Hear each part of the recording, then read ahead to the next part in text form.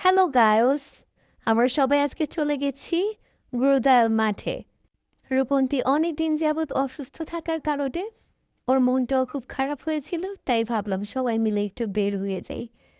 তো যেই কথা সেই কাজ, রূপন্তীর মন ভালো করার জন্য আমরা নিয়ে নিলাম ঝালমুড়ি, আমাদের সবার পছন্দের। সেখানে আমরা আবার ইচ্ছে মতো সস আর মরিচের গোড়া ঢেলে ঢেলে মাখিয়ে নিচ্ছিলাম, যার যার পছন্দ মতো করে। রূপন্তী এদিকে কিছু ছবি টবি তুলছিল, কিন্তু ওর তো মন খারাপ অসুস্থতার জন্যে।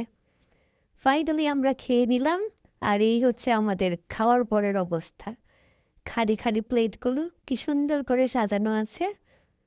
যদিও এতক্ষণ খুব প্রতিযোগিতা করে ঝাল খাওয়া হয়েছে, কে কার থেকে বেশি ঝাল খেতে পারে, কিন্তু এখন পেটের প্রত্যেকটা মোচড় বলে দিচ্ছে ঠিক হয়নি, ঠিক হয়নি।